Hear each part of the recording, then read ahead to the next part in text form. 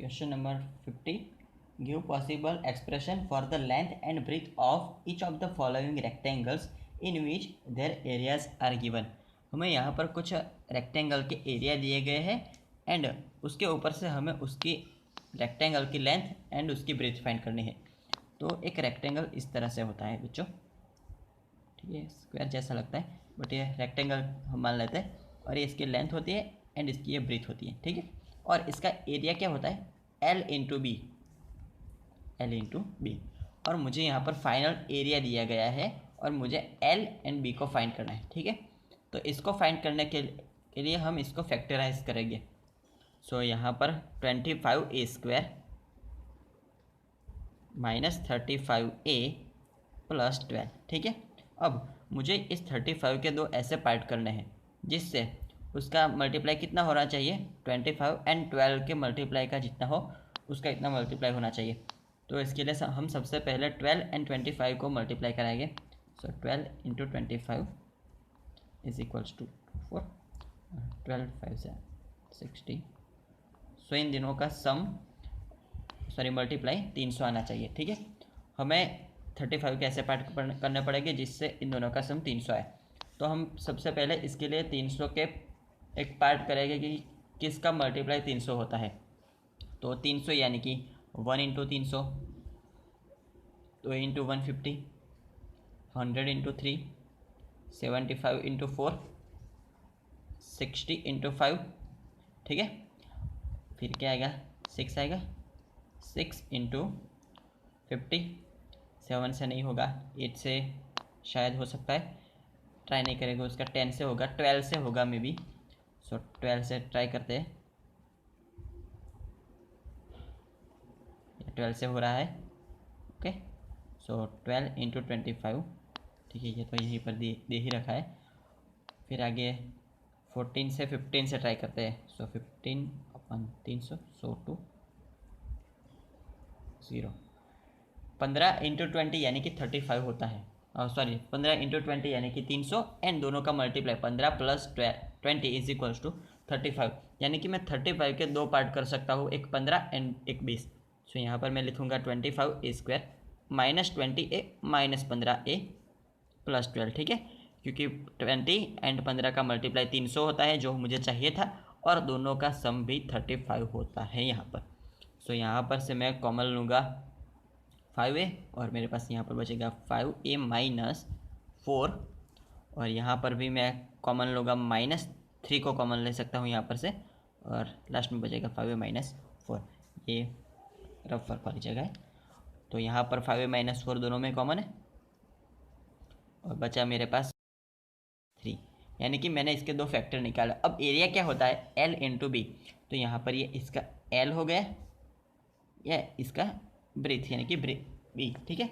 अगर आप चाहे तो इसको भी ब्रीथ कह सकते हैं और इसको भी लेंथ कह सकते हैं, ठीक है। तो इस तरह से हमने इसके दो फैक्टर निकाले और उसके ऊपर से हमने कहा कि इसमें से एक उसकी लेंथ होगी एंड इसमें से एक उसकी ब्रीथ होगी, ठीक है। अब बात करते हैं जो दूसरा रेक्टेंगल हमें दिया गया है, उसका एरिया हम लोगों को दिया गया है 35/² प्लस 30/-12, ठीक है। ये हमें एरिया दिया गया है, एरिया ऑफ रेक्टेंगल, ठीक है। हमें इसके लेंथ एंड इसकी ब्रेथ को फाइंड करना है। इसकी लेंथ एंड ब्रेथ को फाइंड करने के लिए हम इसको भी फैक्टराइज करेंगे। सो सबसे पहले यहाँ पर लिख प्लस 30 प्लस 12 सॉरी माइनस 12। अब मुझे किसके पार्ट करने पड़ेंगे, 12 इंटू 35 करेंगे सबसे पहले। सो मेरा आंसर आएगा यहाँ पर कुछ 420 आएगा, ठीक है, ये 420 मेरा आंसर आएगा। अब मैं 420 के पार्ट करूँगा, यानी कि किस दोनों नंबर्स को मल्टीप्लाई कराने से मेरा आंसर 420 आता है। सो 420 इंटू 1, ठीक है, 210 इंटू 2, 3 इंटू मल्टीप्लाई यहाँ पर आएगा 140, ठीक है। आगे करते जाना है ऐसे, 105 इंटू 4, 5 से मल्टीप्लाई करेंगे तो यहाँ पर आएगा मे बी 84 आना चाहिए, या 84 आएगा। 6 से मल्टीप्लाई करेंगे 70, 7 से मल्टीप्लाई करेंगे 60, ठीक है। 8 से ट्राई करते हैं, 8 से होगा, नहीं होगा 8 से, 9 से भी नहीं होगा, 10 इंटू 42 होगा, 12 इंटू होना चाहिए 12 3 सा 36 एंड 60 सो 35, ठीक है 12 से होता है यहाँ पर। अब 15 से ट्राई करते हैं क्योंकि 13 से नहीं होता, 14 से भी नहीं होगा, 15 से देखते हैं। सो 15 इंटू 15 2 सा 30 1208। सो 15 इंटू 28 का मल्टीप्लाई कितना होता है बच्चों, 420 होता है। और 28 माइनस 15 यानी कि 30, तो मैं यहाँ पर 30 के दो पार्ट कर सकता हूँ, एक 15 और दूसरा 28। सो यहाँ पर हम करेंगे 35y² प्लस, मुझे यहाँ पर प्लस चाहिए तो मैं बड़ी वाले नंबर को प्लस लूँगा। सो 28y माइनस ये 50y माइनस 12, ठीक है। सो 35y² प्लस 28y, तो यहाँ से मैं कॉमन लूँगा 7y को, तो मेरे पास बचेगा 5y और यहाँ पर बचेगा 4 प्लस 4, ठीक है। और यहाँ से हम कॉमन ले सकते हैं -3 को कॉमन लेंगे। सो 5y प्लस 4, तो यहाँ पर हमारे पास बचेगा 7y minus 3 into 5y plus 4, यानी कि मुझे ये जो वैल्यू मिली वो किस फॉर्म में है बच्चों, ये एरिया वाले फॉर्म में है, L इंटू बी के फॉर्म में है। तो इसमें से एक L होगा इसका और दूसरा इसकी B होगा, या आप चाहे तो L को B ले सकते हैं एंड B को भी L ले सकते हैं। तो इस तरह से बच्चों क्वेश्चन 15 को सॉल्व करते हैं। अब क्वेश्चन 60 को सॉल्व करते हैं। तो ये जो हमारा क्वेश्चन 60 दिया गया है वो एक डायमेंशंस का है, ठीक है, और हमें इसके क्यूब है। सो पहले क्वेश्चन पढ़ते हैं। तो हमारा क्वेश्चन है, what are the possible expressions for the dimension of the cubes whose volume are given below. हमें इनका वॉल्यूम दिया गया है और हमें इसकी लेंथ फाइंड करनी है। आप कह सकते हैं लेंथ एक डायमेंशियल इस तरह से होता है,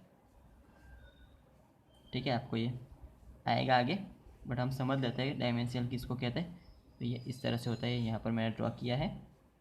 सो इसको इसकी लेंथ कहते हैं, ये भी ब्रेथ यानी कि, और ये इसकी हाइट होगी, ठीक है, ये ऊपर वाली हाइट, ये इसकी नीचे वाली लेंथ कहते हैं, और ये ब्रेथ इस तरह से होता है, एकदम 3D फॉर्म में होता है ये। तो यहाँ पर हमें क्या दिया गया है, वॉल्यूम दिया गया है। सो सबसे पहले वॉल्यूम दिया गया है 3x² माइनस 12, ठीक है, और हमें इनकी क्या फाइंड करनी है, क्यूब्स फाइंड करनी है। तो हम इसको कुछ इस तरह से करेंगे। सो 3x² माइनस 12 है, सो यहाँ पर 3x² माइनस 12 होगी, एक ब्रीथ होगी एंड एक हाइट होगी। तो यहाँ पर सबसे पहले इनमें से क्या कॉमन निकलता है, 3 कॉमन निकलता है दोनों में से।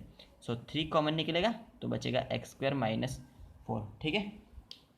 यहाँ पर 12x है, सॉरी यार गलती हो गई, 12x तो बचेगा 4x, 3 into x² minus 4x बचेगा मेरे पास। अब x² माइनस 4x में से क्या कॉमन निकलता है, x कॉमन निकलता है, तो एक तो 3 निकला बाहर और फिर से x को मैंने कॉमन निकाला, तो मेरे पास बचा क्या, x माइनस 4, ठीक है। तो यहाँ पर मुझे 3 वैल्यू ऐसी मिल गई, यानी कि उसमें से एक इसकी लेंथ होगी, एक इसकी ब्रीथ होगी एंड एक इसकी हाइट होगी। तो यहाँ पर पॉसिबल आंसर क्या हो सकते हैं, 3 हो सकता है, 3x या फिर x माइनस 4, ठीक है, ये पॉसिबल आंसर्स हो सकते हैं इसके, 3x एंड x माइनस 4। अब बात करते हैं जो हमें दूसरे का एरिया वॉल्यूम दिया गया है, वो वॉल्यूम है 12ky² प्लस 8ky माइनस 20 की, ठीक है। तो यहाँ पर देखिए k मुझे सभी जगह पे दिख रहा है, और k के अलावा ये 12 यानी कि 4 इंटू 3, 4 इंटू 2 एंड 4 इंटू 5 यानी कि 4 भी है सब में। सो मैं सबसे पहले इसमें से 4k को बाहर निकाल लूँगा, तो मेरे पास बच्चों यहाँ पर बचेगा 3y² plus 2y minus 5y, ठीक है, क्योंकि मैंने k को यहाँ पर से बाहर निकाला, यहाँ पर y नहीं है, -50। सो 4k। अब मैं इसके फैक्टर निकालूंगा जो हमारा पॉलिनोमियल है जिसकी पावर 2 है।